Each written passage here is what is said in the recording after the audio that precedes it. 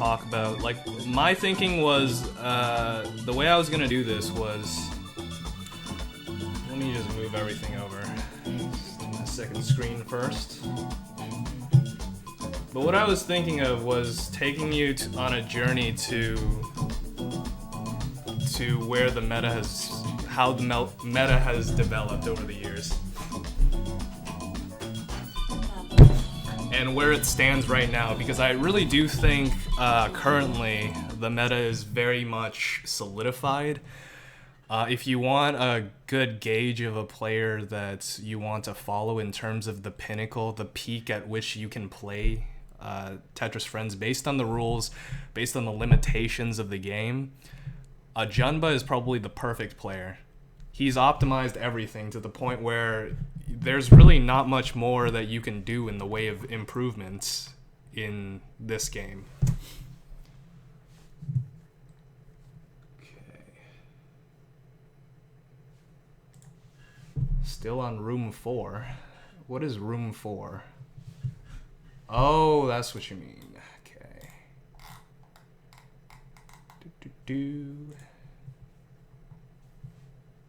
One sec.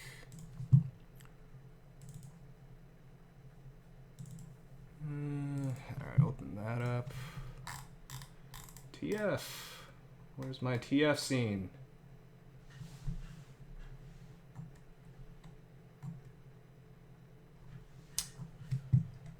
Bro, I don't know how to say your name, but hello. How are you doing today?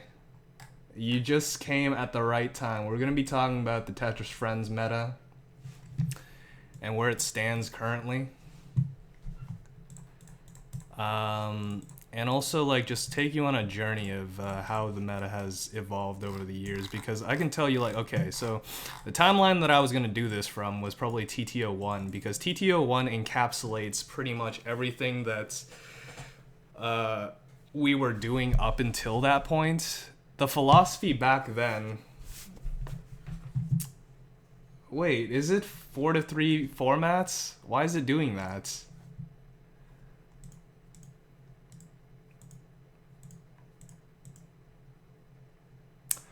Oh, that's why.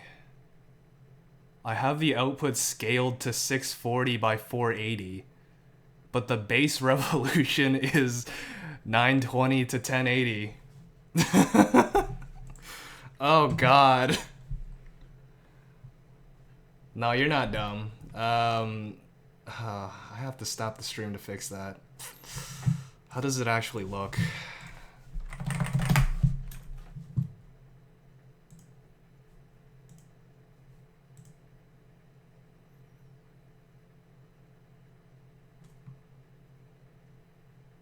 It's not that bad?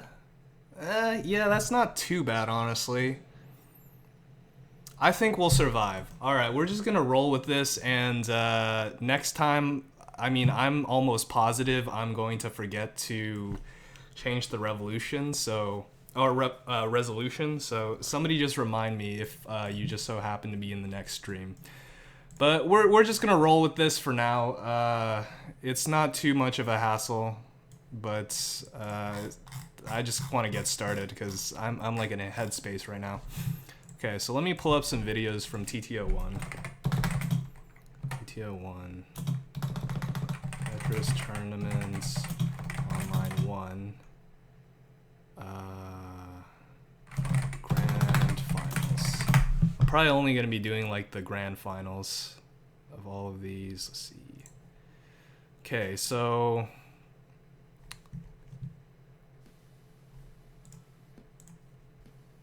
Oh, wow. Dude, Explosive, you've been around for that long? Explosive has an upload of Tetris Tournament Online 1 from... Oh, wait, no, this is from 2018. Never mind. Alright, but basically... Browser. D-spin double. Tetris. Back-to-back Tetris. Back-to-back Tetris. So the meta back then was Alexei Pajitnov's voice as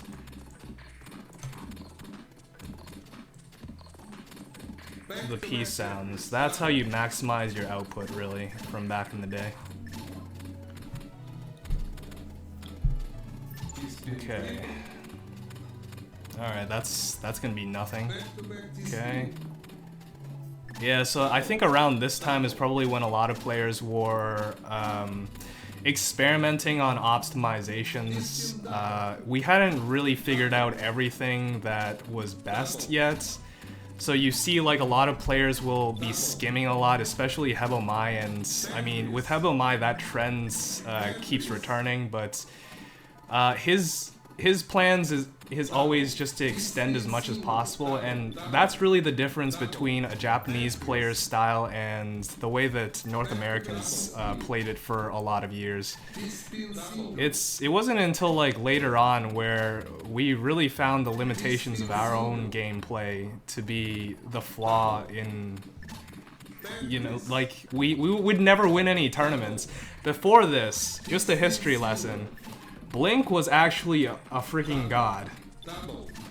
Like, I remember in TTO 3, Blink wasn't doing so well anymore as a player, and I think, you know, he was like in a bit of a crossroads at that point in his life.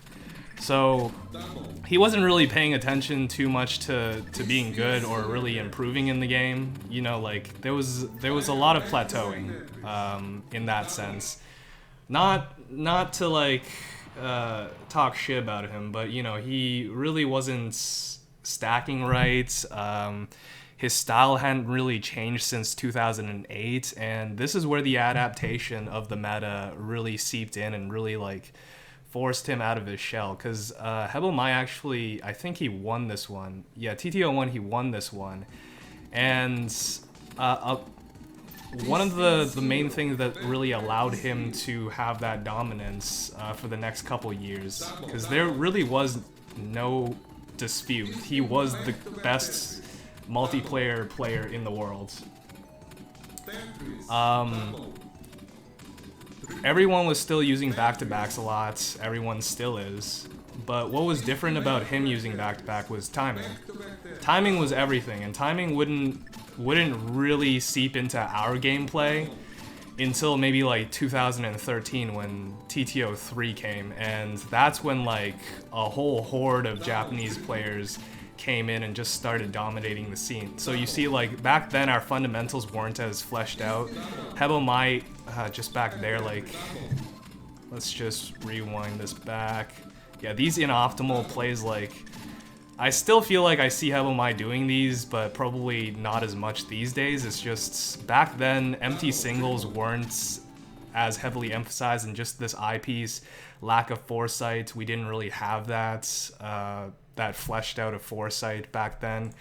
A lot of frantic movements, you know, even that will block your next hole. That's something that I don't really see Hebomai doing anymore. He's really emphasized on survival, even back then, you know, but he was also emphasizing efficiency at the same time. So I mean, you know, you have to give and take a little bit when you're figuring these things out.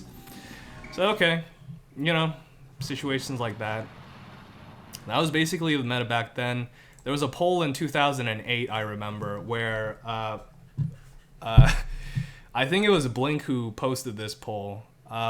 Who would win in a 1v1?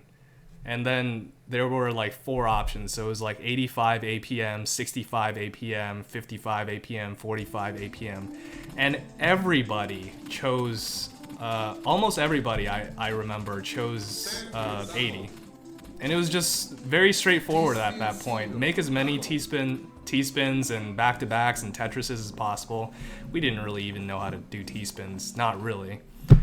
If you remember, like in TTO 3, when Hebomai started doing interesting T-spins like in the middle of the field, like, let me just show you like some of the ones that would have blown our minds back then. Let me change this up. Okay, so, you know, like, just, I don't know what these are called. He would just, like, find ones in the middle of the field. Let's see if I can find one. So like these kind of spins in the middle of the field, that blew our minds back then. The parity wasn't so good here because I used 2 T pieces, but you know, you get the idea. Just back then, we wouldn't be able to see those kind of T spins as well as we would now. So that's really what's developed over the years. Hannah, how's it going? Yeah, floating T-spins, you know, just that kind of thing. Very much new to the game, at least for North American players. So, you know, these were pretty standard. These were basically like the bread and butter of T-spinning back then. Nobody really knew how to make more intricate ones. You can probably find one here, but, you know, like, just these alone, you wouldn't be able to find players in abundance being able to do this. You know, like this follow-up, people wouldn't be able to really see either. So, you know, that's really like the foresight has definitely developed to an insane extreme. Back then, I can tell you one thing. If I show you like the Tetris Online Japan AI. Okay, yeah, so level 20, oh wait, level 24 T-spin though. I wish it wasn't this video, but that's fine.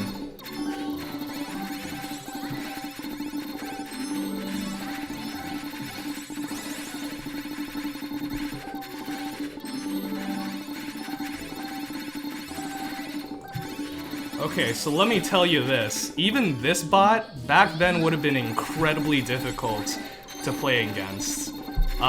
There's a bot that just does combos, and they do like maybe 5 or 6 combos, sometimes like as low as 3, and that'd still top us out. This is the player doing a 4-wide trying to beat this bot. I mean, you know, it's a fine strategy, but you know, it's definitely not so threatening now that we look at it now. Who is this? Jason Naguyan. Hardest AI. Yeah, this is not the hardest AI anymore. Yep, just gave up. Okay. Yeah, I can tell you, like, you can be a lot more consistent against this bot with the knowledge we have these days. These are not very optimal for a bot that can look at so many different options for them to go through. And this... Yeah. Oops. So let's go back to TTO1. Yeah, like, just situations like that, that really was, like, the meta back then. I can show you another video of, like, Blink versus Samaf, who was, to date, still probably one of the cleanest players, other than maybe Isu, that I've ever seen. Plays very by the book. You guys probably know this video, too, from Blink's channel.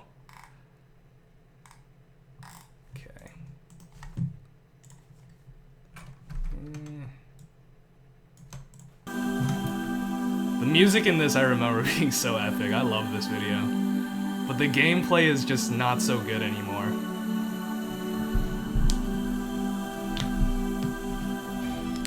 Yeah, that bot was probably the worst of them all. There was 3 different iterations of it. Ren is probably the most difficult and the one that I have most difficulty with. See, like, just these situations. Like, I don't know why you would... Well, okay, that was probably a misdrop, but yeah, like... Back then there was a lot of skimming with Blink's stacking. He really was just trying to survive, but these situations, like, if you're screen watching wasn't even a thing back then, if you can believe it. Screen watching became more of a thing after timing was introduced, but timing wasn't so much implemented in the game as much as screen watching. The basis of which you would follow the guidelines of is basically, if your opponent is high, try to top them out. If the opponent is low, I mean, still just do as many back-to-backs as possible. There wasn't so much any purpose to doing anything, just, you know, they hadn't really figured out how to control the board. Okay, yeah, T-spins wherever you can. This is actually pretty good. It's just... Okay, the double.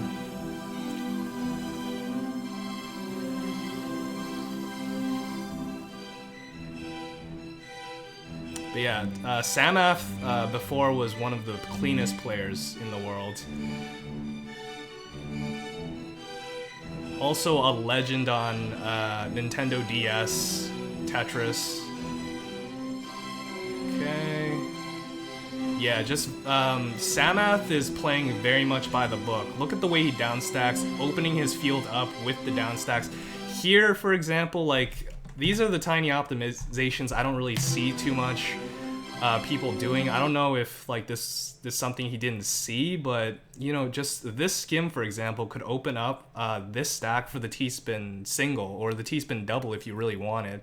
You have this L piece too that's coming up next that would be perfect to downstack through. So, I mean, he's doing his job. What he's doing is creating Swiss cheese garbage for Blink, but I don't think at this point people really knew how to do that with purpose, with that intent.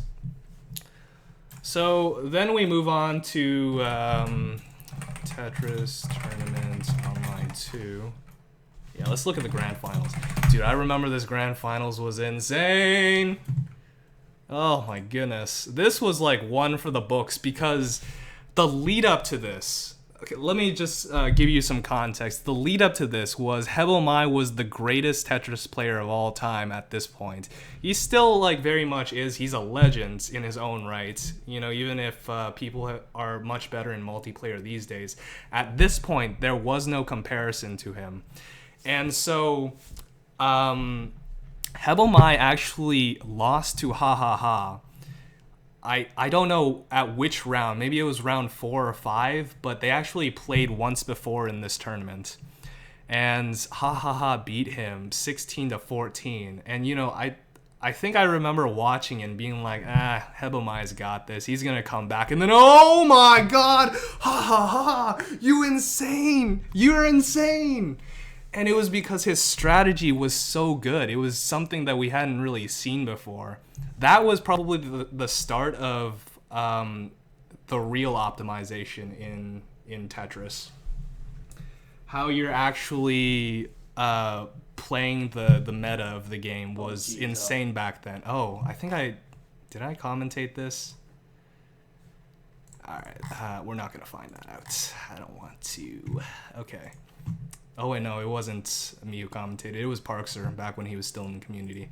Okay, so that was the context. Like, it was just insane that Ha Ha Ha was able to take a set off Hebomai because at that point, Hebomai was winning literally every tournament.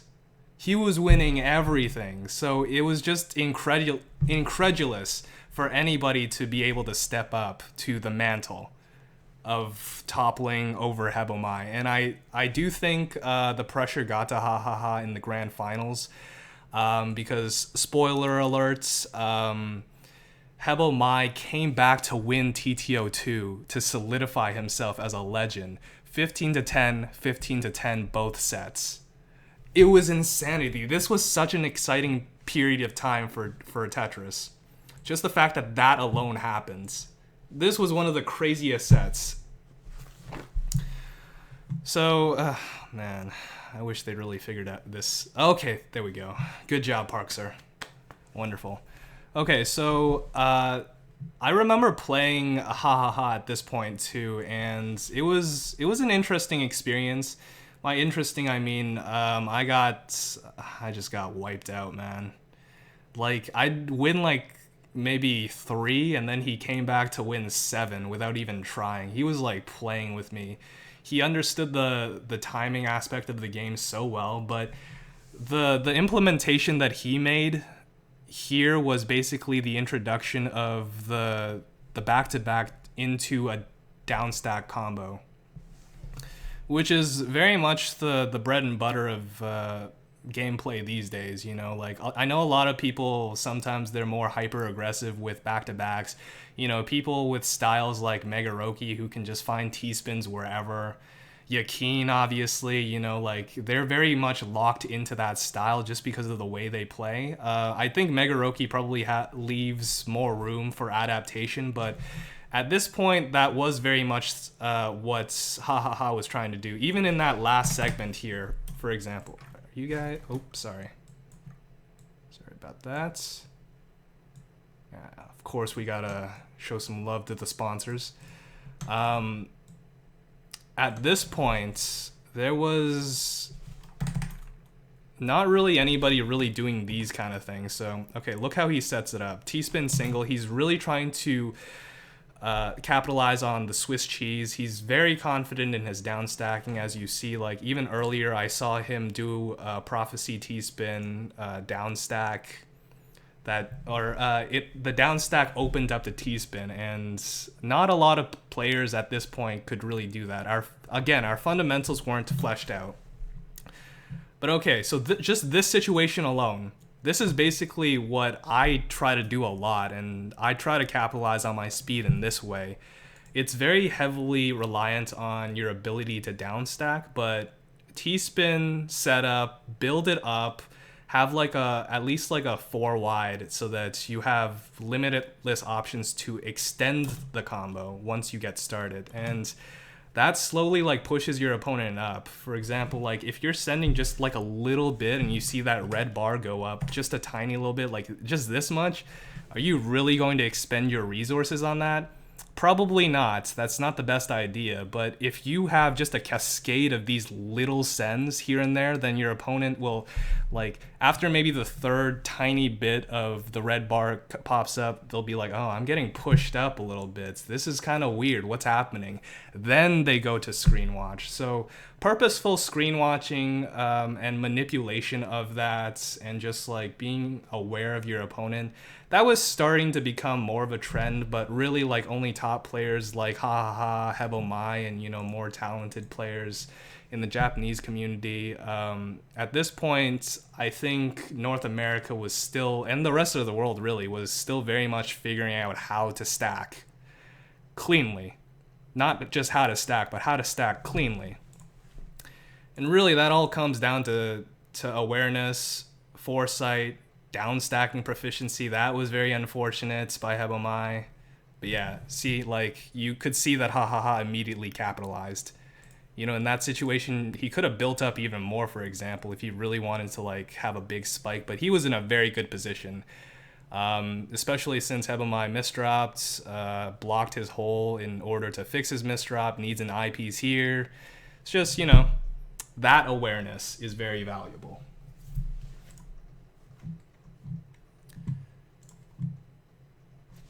Yeah, that's pretty much the theme of this.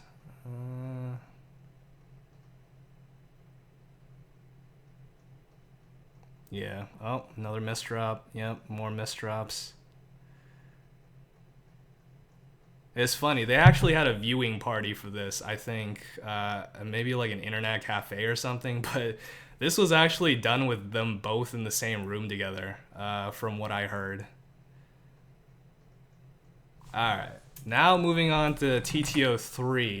This is where things get very interesting. TTO, Tetris Tournaments Online 3. Grand Final, again, and Hebomai. Oh, that's interesting. Oh wait, no. I think the history lesson I gave you guys earlier was actually happening in TTO 3, so... This was the tournament that happened in, so this was very exciting. I might have commentated. Oh yeah, I did commentate this one. But okay, let's take a look. This one is a little more nuanced. Yeah, so more of that stalling gameplay. At this point, there was a lot more emphasis on timing. So, just being very purposeful with your stacks, not wasting anything is the most valuable thing you can do. Because, for example, if you just decide to take something and you decided instead to... for example, if your opponent is high up and they're about to top out, but they just sent you a Tetris... and you have a Tetris set up, or maybe you have a Tetris and a T-spin set up, you could choose to accept those lines. And, that idea wasn't, I don't think was as explored by the main populace of Tetris back then as much as it is now. Let me fix this. But yeah, that wasn't so much explored. I remember playing against Matcha Bar, and that was really something that I had trouble understanding. So I spent a lot of time just down stacking, or not down stacking, just stalling. And looking back, I wasn't so good at it. I wasn't really doing what I was supposed to be doing. And it was really because I wasn't stalling with any real purpose. It was just like one of those mind games to me. I thought it was a mind game, and really it can be a mind game, but at this point it was really just conserving your resources. You want as many resources as you can. So like if you waste part of your stack on empty singles, that's bad because if you really think about it, how much time did you take to stack up even one or two lines? You need, let's see, how many? You need 3 pieces just to fill in one line, and that's only if you have an I piece, J piece, and a L piece. And those are pieces that work very well for that purpose. But what if you didn't have that? You need to conserve your resources in that sense, So that's something to keep in mind past this meta. Like, people have a lot of different ways of doing things now as opposed to this period of time. Matcha Bar to this day was probably the best. Well, actually, okay, that's probably taken by Ajunba now, but Ajunba and Matcha Bar probably have the best timing I've ever seen in this game. And it's just because of the way that they have high APM, so you can actually trick your opponent into getting into a certain headspace. Okay, I'll do this at this time, and then once you change the pace though, those rules get tossed out the window. And so that's really the awareness that top players had at this point. The change of pace. You have to follow the momentum rather than try to keep a momentum going, because if you keep a momentum going, it's not really beneficial to you in any way. You just end up tossing and turning until one of you makes a mistake that's catastrophic enough for you to capitalize on it. Makami Tetris with a rate of 8, thank you. But yeah, a lot of the game at this point was just the combo game. Timing was very much more of a thing. And yeah, wow, that was a really good game. This is actually insane. 162 at this point. Yeah. TTO4.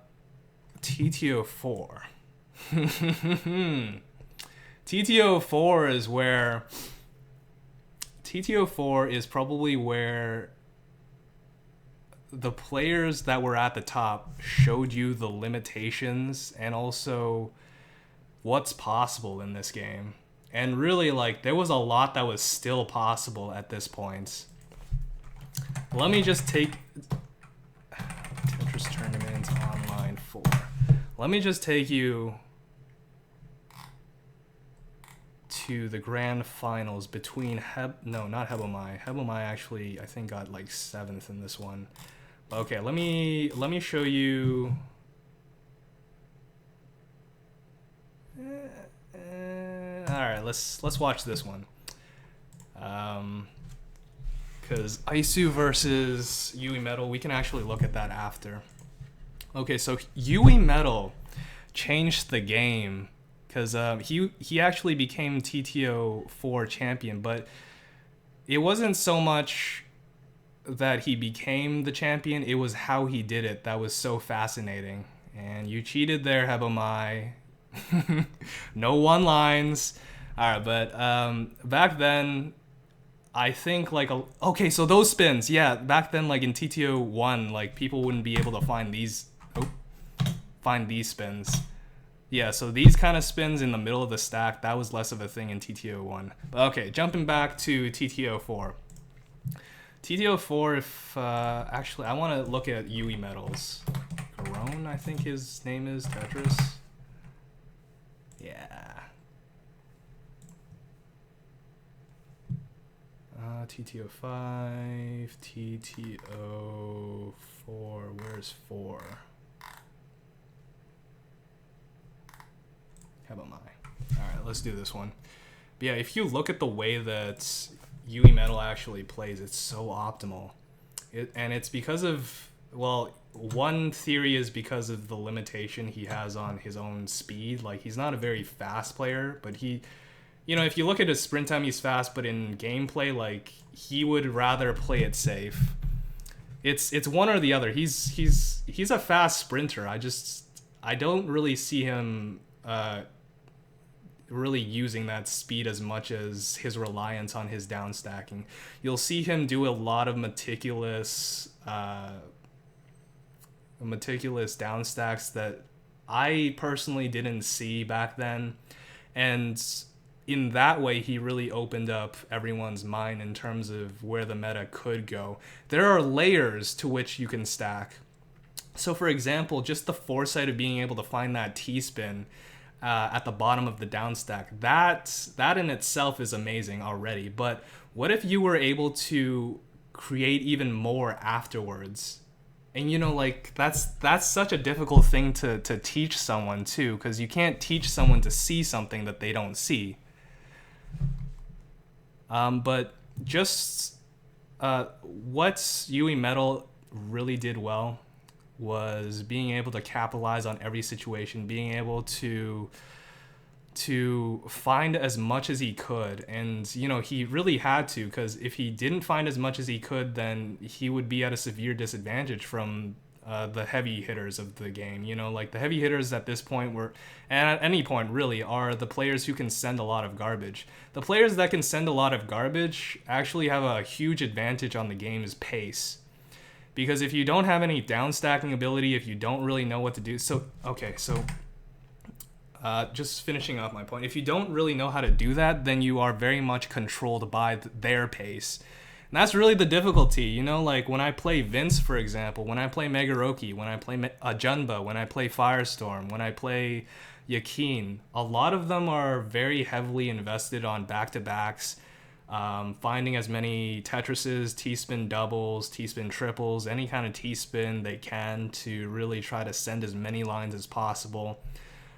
That is the definition of unrelenting pressure. Like players like Jaquan was really good at finding T-spins at like any point in the game, really. And when you're facing someone that is able to optimize their stack in that way so heavily, you really have to turn your gear. Like, a lot of players can't handle that pressure, and a lot of that is because they're not able to create enough pressure to topple that pressure.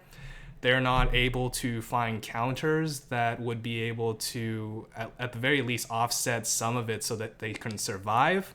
And that really has to do with timing too. There's a parity to which you have to defend yourself against someone who's more heavily invested in APM. But if you have like someone who can like time you and have that APM in their arsenal too, then it's really an untenable situation. They just have solid fundamentals and the mental game is there. So it's very much stacked against you. And really, like, Yui Metal encapsulated a lot of those things. The only thing he lacked was speed, that aggression. He didn't really have that explosiveness that we saw Megoroki have in TTO5. That was just insanity, Like, he didn't really rely on that. He relied very heavily on timing, positioning. Positioning was very important. So he would never want to be in a bad situation. And obviously nobody does. But what do I mean by that? So just in this situation, for example. Okay, let's see how he runs this. Takes that. Okay, so this situation, he could set up for a T-spin, but he sees that Hebomai is still sending him things, and this is the mindfulness of Yui Metal. He was very, very good at screen watching. I remember I played him in, I think, Danison once, and he won 15-7.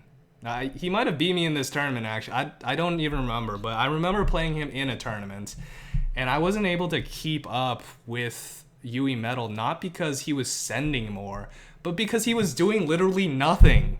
Bro, like he was very. I think he was very scared of my speed, and a lot of Japanese players at this point very much was, especially after what happened in TTO3. Like that was when I would really blossom. But this is why like speed, in my opinion, is one of the things that people shouldn't be working on past getting to a certain point.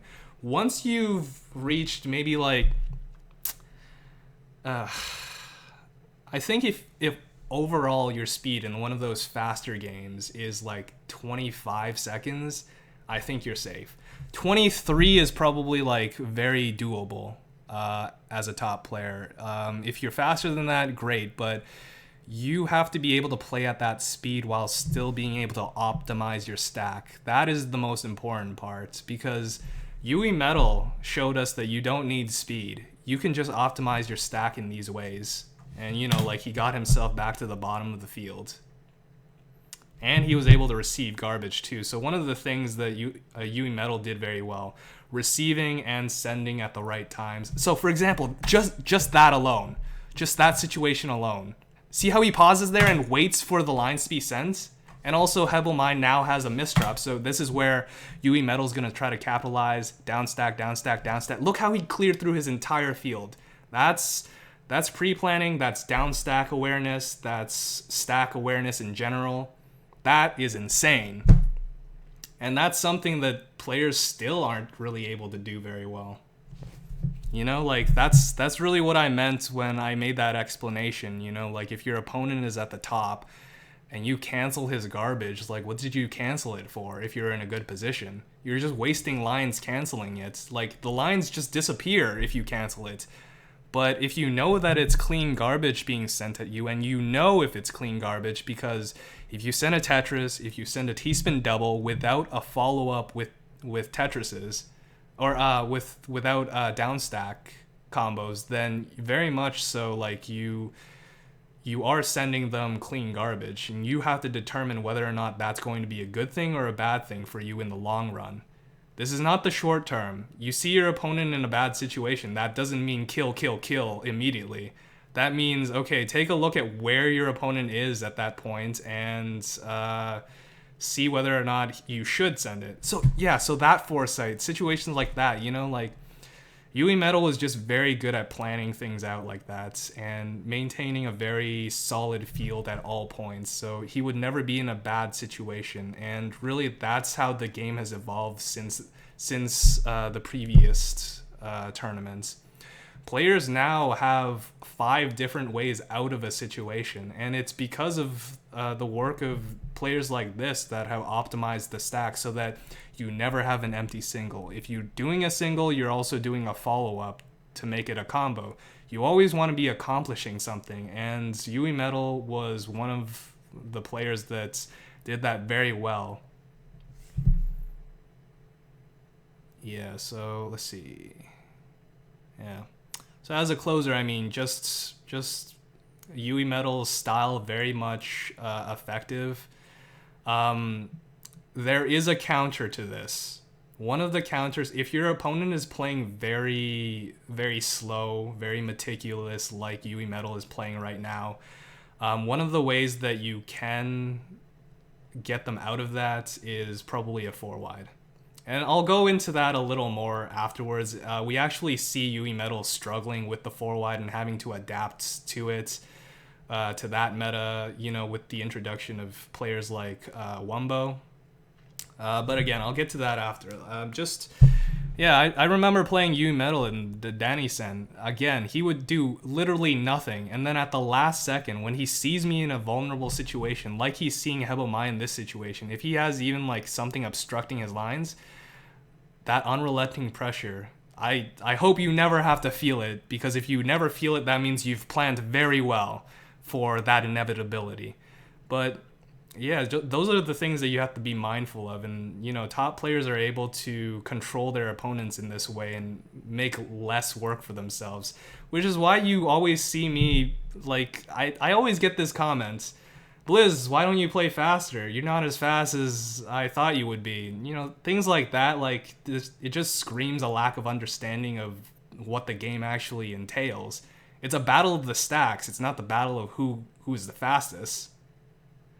Anyway, let's move on to TTO 5.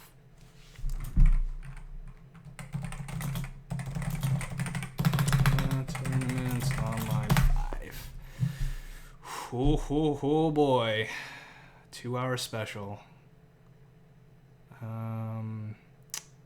Who was in this one again? Oh yeah, Ajunba and One Pun Man. Let's see. Did they like just get into it? Okay, yep, this is when production value went through the roof. Okay, One Pun Man. Okay. So let me just say this. Ajunba is the craziest player ever. Like, oh my goodness. In this game, I don't feel like he has an equal in terms of like his game plan. If he's on point, he is scary. There's just nothing that he can't handle. It's just the way he plays, he has so many different options for every single situation. And that's the scary part. When they just have every trick in the bag to use against you, they become such a versatile player. He has like 10 different options for how to open. He has 10 different options for how to control his opponent. He has 10 different options for how to top out his opponents once he's set it up. And that's the thing that's amazing about Ajunba. You know, like in this tournament, Ajunba, like there was no contest. He literally just won. I remember when Megoroki had just beaten Aisu. That I thought was just craziness because Aisu had it in the bag and then he just started playing it way too safe against that unrelenting Megoroki force. I don't know what happened, but Megoroki came back to win with a 9-game win streak. From 13 to... Let's see. Let me do the math here. 13 to 7 to 13 to 15. That's how insane that match was. I remember commentating like, this is not going to happen. And then it happened. I was like, what? How do you just... But anyway, that was the lead up to that match. And then I think Ajunba won 15 to 2, and it was all just controlling his opponent. He explained it in one way. Megoroki doesn't spike. And in this game, you really do need to have that capability because Megoroki is one of those players that just has that consistent pressure against you, but he never stops. And I think that's the main issue. You lock yourself in a certain way of playing and you basically have already lost because you have to be adaptable in this game. If your opponent is, if your opponent is a Ajunba, and they have a way to force you out of that, or they have a way to deal with that, or, you know, really clean garbage isn't all that difficult to get through if you know how to time it well, then really it becomes an untenable situation for you. You're always going to be behind. Sending a lot of lines can actually be a very bad thing if you don't know what to do with those lines. And, you know, that's the very threatening thing of Ajunba, because, okay, so...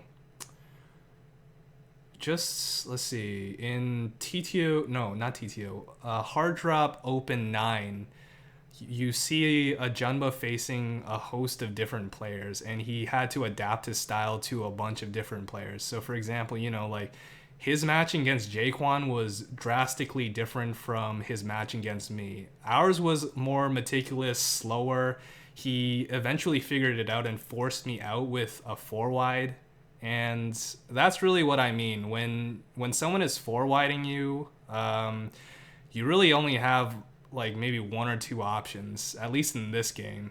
There's not really much that you can do in the way of countering other than doing a 4-wide. There's like mind games and little timing tricks that you can do there, but really like you want to reduce the amount of time and the height that the 4-wider has. And I mean, you can use, I guess, PCs, DT Cannon into 4-wide. Those things weren't as developed back then as it is now, but those are your options, basically. So it's very limited. If you're going to get back-to-back, though, at the beginning of the game, then you have a lot of different options, because, I mean, the follow-up to a... Whoa. Alright, whatever. The follow-up to a back-to-back is basically just more back-to-backs or a DS combo, which... You know, if you're really careful, then it isn't too bad as long as your opponent has Swiss cheese garbage, or at the very least, garbage that doesn't connect. So, you know, that PC garbage that sends 10 lines, that's like a spiking opportunity right there. There's so many opportunities to extend that.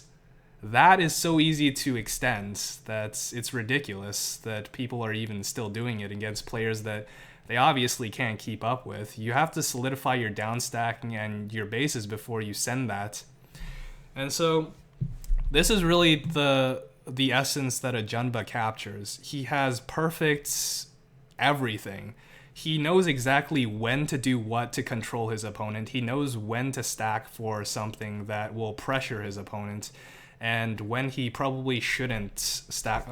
Let's just move on. The graphics are kind of weird right now. But yeah, like man,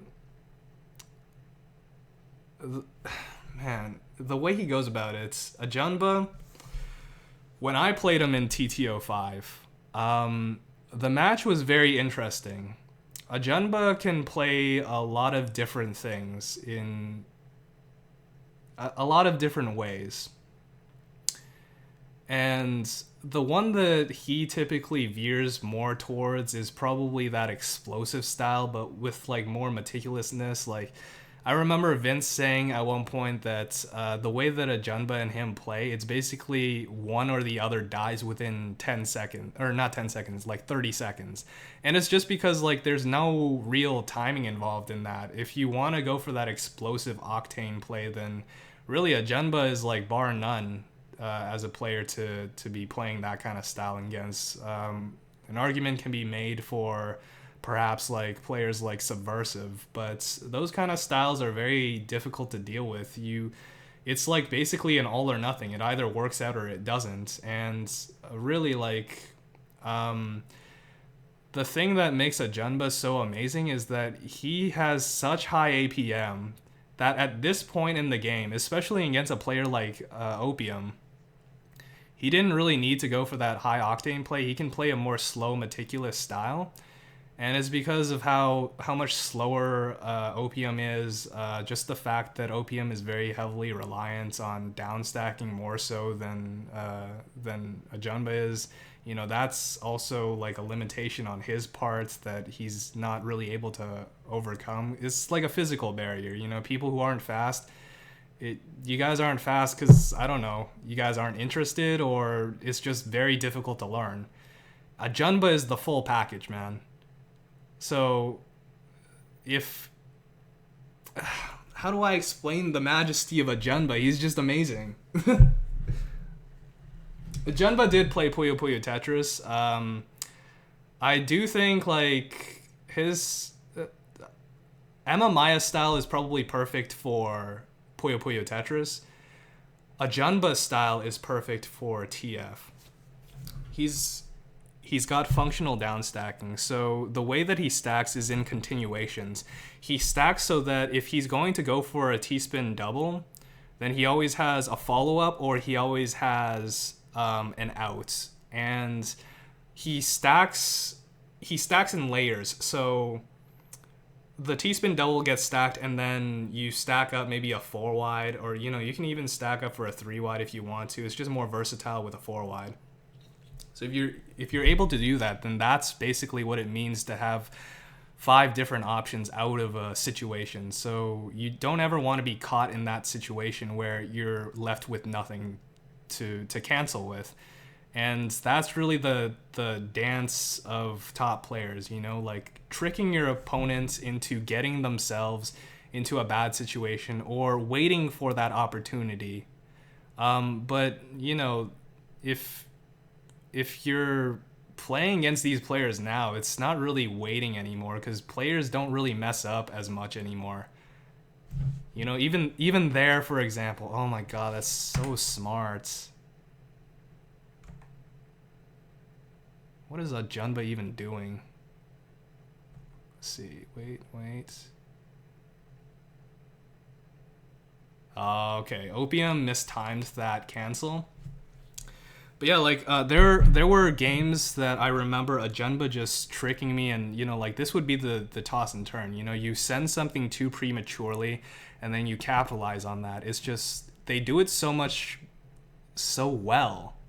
It's just these little fundamentals that you end up, these mind games, these fundamentals that you end up like mixing up so that it's always like a game, figuring out what your opponent is doing, figuring out what you can do, what they can do, and then just making sure that you always have more than them. And Ajunba is perfect in that sense. He's a fast player who has incredible APM, T-spin vision, four wides, perfect clears, like the whole number. Like I don't see how anybody can really compete with that arsenal if he's doing very well. So really, Ajunba is the pinnacle of it. Unrelenting pressure. All right, let's see.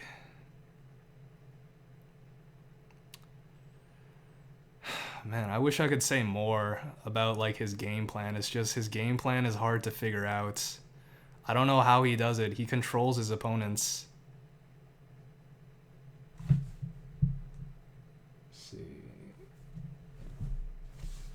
Oh, chapter 2 B-side complete. Man, you're gonna get through the game by the time I finish this.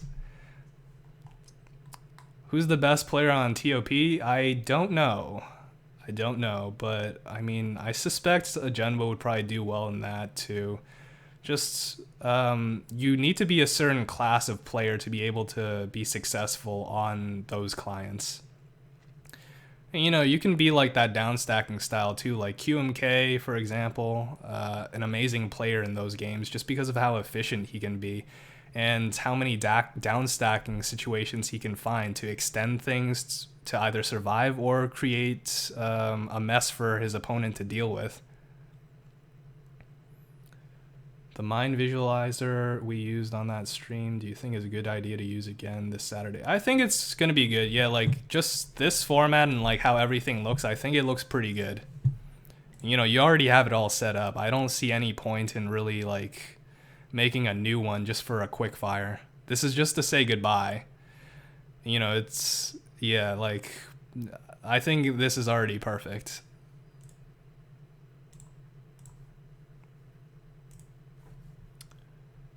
Oh, Yakin plays TOP. Yakin is so good at TOP. Yeah. Yakin, like, he's difficult to deal with because you don't really get a break. You have to constantly be playing. You have to constantly be on. And, that's the hyper-aggression I'm talking about. He forces you to be on all the time. There's never a situation where you're like, oh, thank God, a breather. It's just like, go, go, go, go, go, go, go, go, end game. Go again.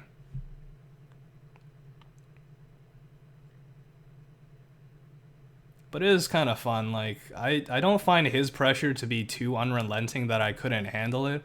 Poke, thanks for the raid of 6. How's it going, man? But yeah, like, I don't really see Yakin's pressure as more threatening than Ajunba because I think that Yakin needs more timing for it to be more effective. And it's just hard for him to time if he's, like, going for crazy T-spins like he usually does.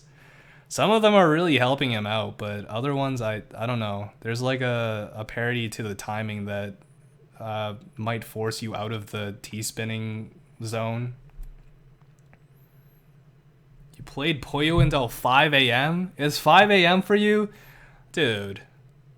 Also, hello. How are you, man?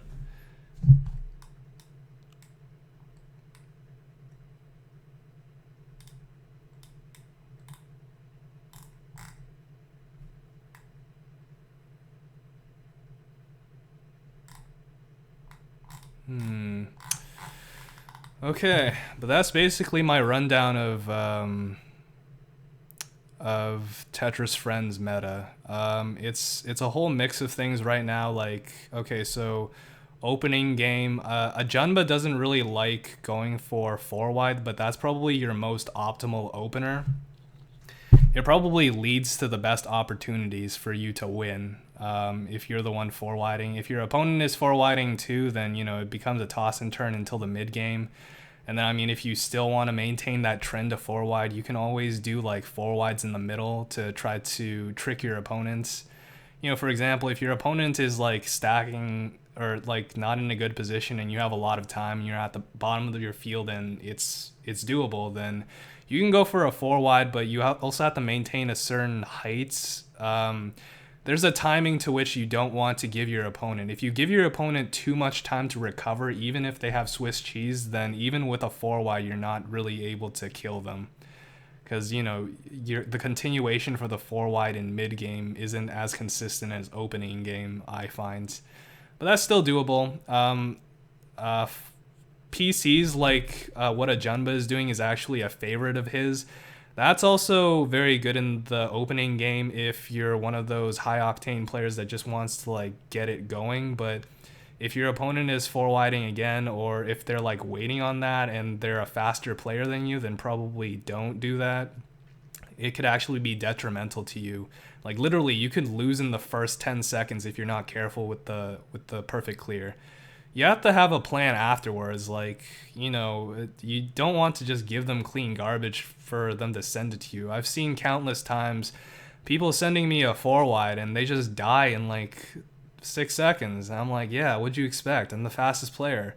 Like, if you know how to extend things, like it's with perfect clears, it's all about the down stack combo, extending it as much as possible in the continuation so that, there's just a constant stream of lines coming. And when you send 10 to them, they send 10 back to you, but maybe even more if they're able to optimize it based on their down stack combo. Then, you're in a very bad situation because they're at the bottom of the field unless you've stacked up for something to prepare for that. And I mean, I don't see how you can. It's a perfect clear for a reason. Unless you're stacking very, very fast and your opponent is very slow, then you don't really have time to set up a good counter. Like by the time you're setting up something, you can only really get rid of some of the garbage that they're sending you and you'll easily get toppled over. So perfect clears, in my opinion, not a very good strategy. What I think you need is like a balance of all of it. Like, if your opponent is in a bad situation, then obviously capitalize on that with what you can send most in the moments. But that in itself is a game that you have to play with yourself. It's like a balancing act. Like for example, if your opponent is in a bad situation, but you're also in a bad situation, you have to gauge whether or not you're in a worse situation. And if you go for like a back-to-back spike, which is probably what you should do, because down stack combos aren't reliable unless it's like an 8 to 10 combo. Otherwise, it's not worth it. You're not really spiking out your opponent in any way. You're not doing anything that benefits you, at least in the long run, that would kill them. So you have to gauge those for yourself. Like here, Opium, I guess, like probably decided it was a good compromise to go for that T-spin because he felt like his opponent was going to top out. He probably like saw this situation right here and was like, okay, kill. I got to kill because it's a Junba, and if he gets out, I'm dead. Junba finds his way out, and Opium still thinks he can go for the kill, so he went for the T-spin double, messed up his stack a little bit, and I mean, he was able to get out, but look at the situation he's in now. Like this is not a very good follow-up here, and he's dead.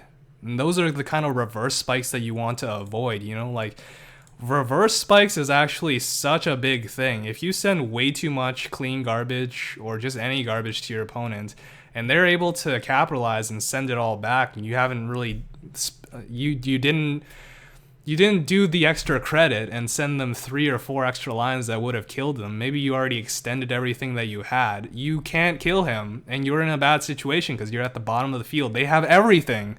A clean stack is not a good stack. A clean stack, well, it's not always a good thing. If you have no stack, that's the worst thing possible. It means you have no options. You are at the whim of your opponent. So always have something on your stack, and always like just be mindful of what does what. If I send this T-spin double, it's going to send clean garbage. Do I want my opponent to have clean garbage at that point in time?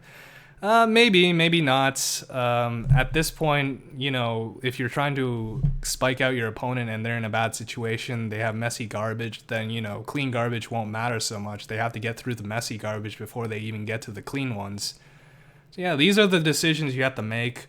And you have all your different tools. You have your four wides, you have your T-spins, all the variations of it. You have your down stack combos.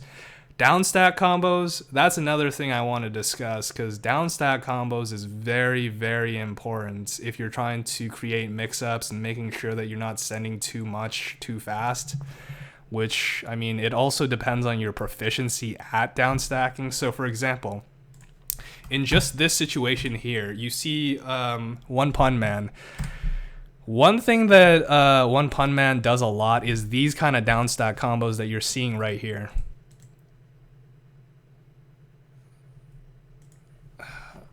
Did I even get that? Sorry, I was just making sure the scene was correct. But okay, let's skip ahead.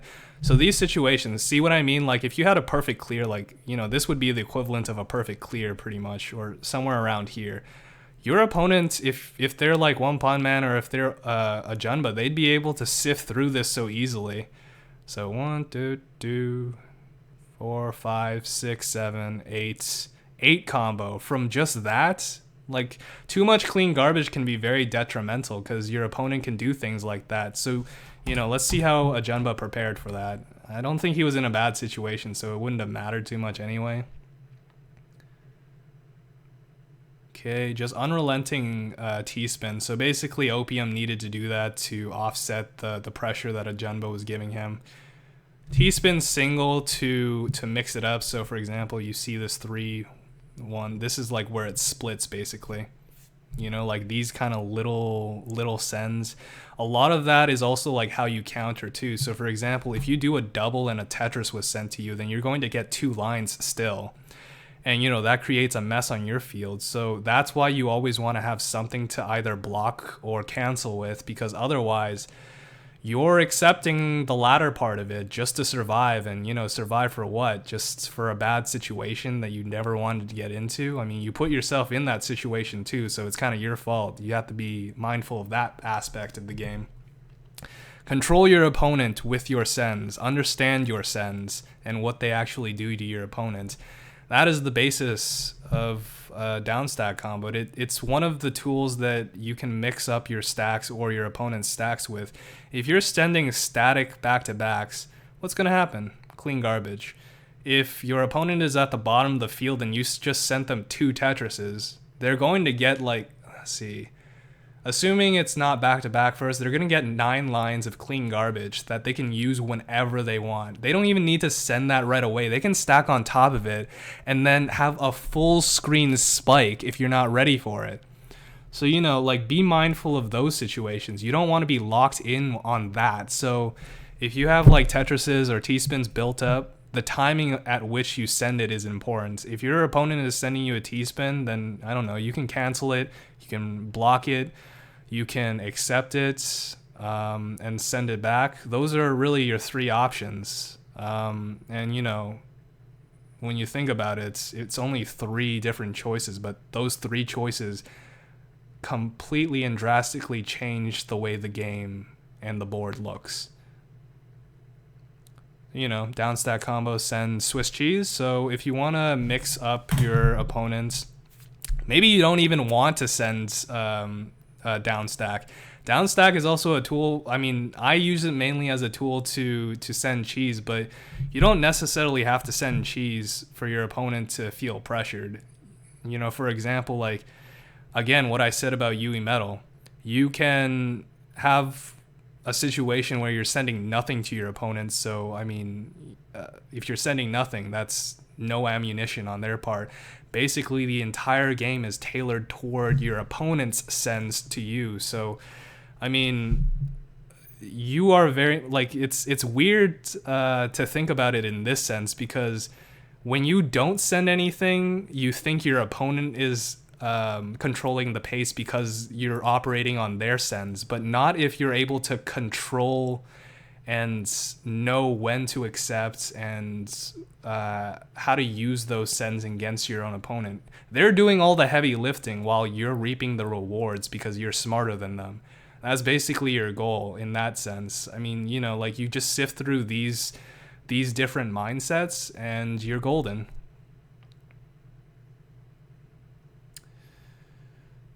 But yes, Sorry, I was on a tangent there, so I kind of missed some things in the chat. But hello, Kane Apache. Thanks for stopping by, man. How's it going, dude? Tricklin, Mario Experts.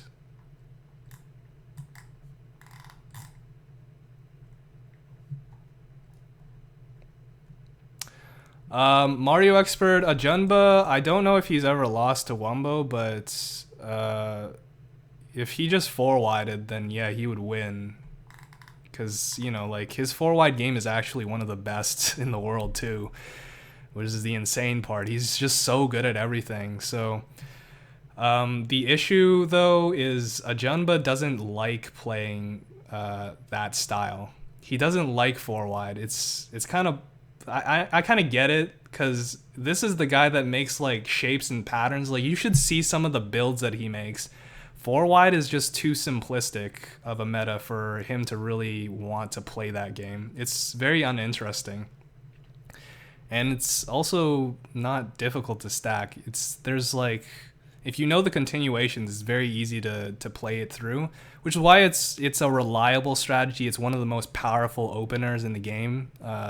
And there's so many follow-ups that you can lead on to. It's so versatile. It's so bland too.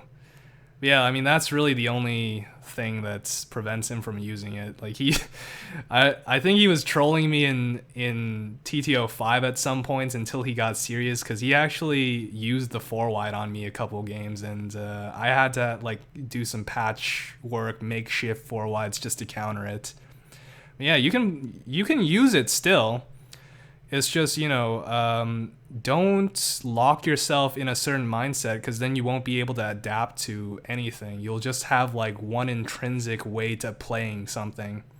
So you know, like, you see Opium, like I haven't seen him do a 4-wide this entire game, but he saw that Ajunba was doing the 4-wide. So, you know, this is the teeter-totter that you have to go through. You have to be mindful that your opponent is doing that. What if Opium, God forbid, didn't see that 4-wide? It's over, man. I mean, it's already over anyway, but it's over if you can't notice it in time. So, screen watching, awareness of what you can do, what your opponent can do at all times, timing. So, you know, like when your opponent sends, when you're sending, those things, like those little decisions you have to be mindful of.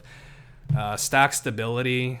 All those things come into play at this top level. So, you know, the rest really is up to you. It's all about ideas. You have all the tools in front of you. You just have to recognize how to use them effectively and in whatever manner you see fit, and also like in a way that would be conducive to victory.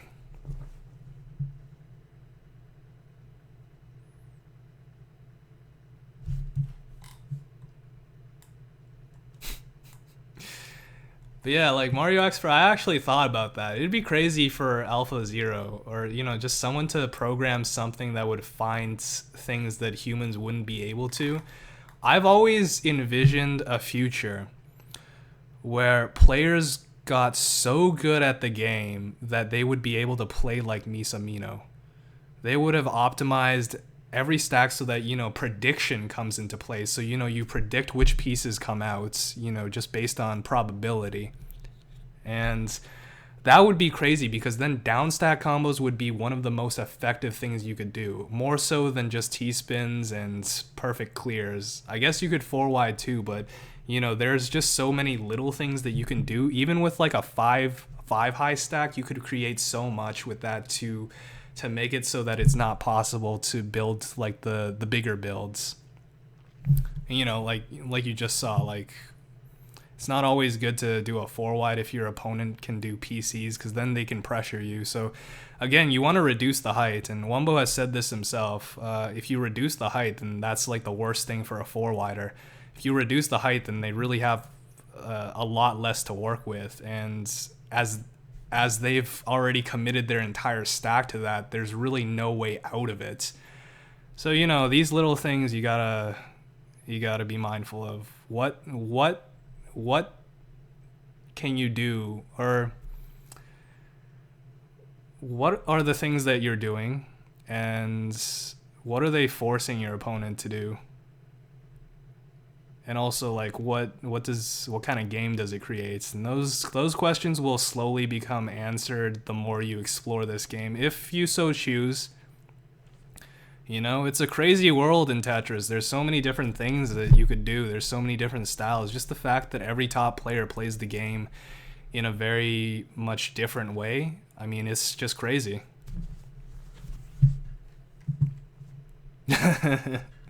Five wide beats all, though, ladies and gentlemen. There's no countering against a five wide. If your opponent is building a five wide, just top yourself out. It's over, bro. It's over. AlphaGo was on Nopomino? What was it, playing Go on Nopomino?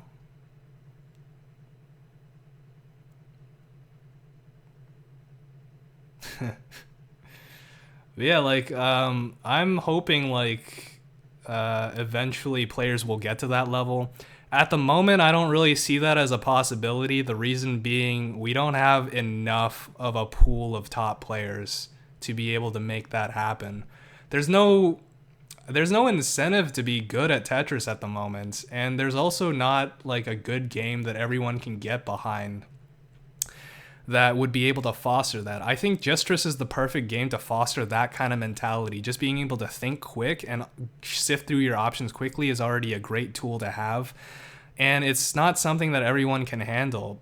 Some people are crippled by just speed, deficiency, and a lot of other times they might be just too stuck in one way of playing. Like right now, one of the reasons I don't like Puyo Puyo Tetris is just it doesn't really leave you any room to play a certain way. So players like QMK won't really be successful there because you have to play a very, very specific way. I mean, that's with like every game, but you know, like a game shouldn't bar you from playing in a certain way. The bottle cap and speed is the most damaging thing, really. Yeah, I said Opium was slow. Well, just in game, because you know he's fast on Justress. It's just at this point in time he was a slower player. He had to be more meticulous. There was really no room for error, and one of the ways that people try to reduce errors and increase optimization is to slow down their play, because a talented player will be able to find, if you give them the time, they'll be able to find the best options. But if you're always in a rush to make a decision quickly, then you might miss some things. So, you know, like, I think every player slows down to some extent. I definitely slow down if like things aren't going right, and then once I get into a certain flow, then I'll slowly build up my speed more during the game. You know, like that's also one aspect too that you have to be mindful of. How are you feeling during the game? What's happening? Are you finding that you're out of options? If that's so, maybe take a breather, take a deep breath, center yourself, like, you know, have you tried all your options? Maybe try again. Which one is the most effective? Like, these little things you have to like keep pushing yourself through, because, you know, if you never face any adversity, you're never going to improve too. And really, like, I think that's one of the things that I want to see more of in the current generation. Just different types of situations. Learn how to deal with different types of situations and optimize to get the most out of those situations. You know, explore even beyond just getting T-spins. I think everyone's just veered towards openers and those kind of setups that gives you the most, which are good optimizations. I think that's where we're leaning to, just hyper optimization of stacks, hyper optimization of everything that you're doing in terms of sends, in terms of receives, in terms of like what you can get. And that's all very useful, but you know, you don't know what the most optimal ones are before you've already explored everything. It's a TF funeral tourney. It's really a farewell, but you know, this advice really applies to any game. It's just you maybe like kind of like mix up the rules and what I'm saying a little bit here and there. Like once the game gets faster or slower, I mean the same rules still apply, but you just play slightly more specifically, or you're a little more freeform.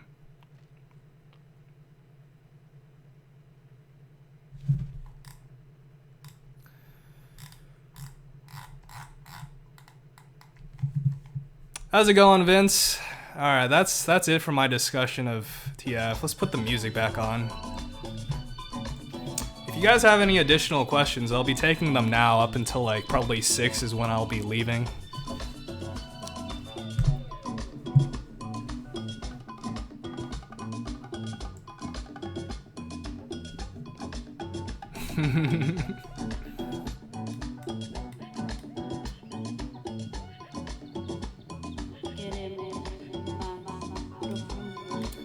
Yeah, like your sprint speed isn't going to be the same as your multiplayer speed. I find a lot of people, their sprints end up being a lot different from how they play multiplayer, because sprint really is just going as fast as you can, and not a lot of people spend the time to gain that consistency to be that fast all the time. Which is something that I spent a lot of time doing. Other people like were optimizing their stacks and stuff, and I just wanted to do things very quickly. So, you know, just a difference in priority. In multiplayer, obviously, you know, if you're trying to win, you shouldn't be going as fast as you can always. You can, I mean, it's very useful too in some cases, but yeah, like, not always. LA Magic, thanks for stopping by. I hope you enjoyed. Have a good one. Yeah, I'll probably be posting this on YouTube. Just, you know, it encapsulates basically everything that I believe about multiplayer. At least most generally. I wish I wrote some things down, but I think I got most of the points down. The rest of it is just fundamentals and how you should be thinking about it. I'll probably be doing more of these kind of discussions for different topics.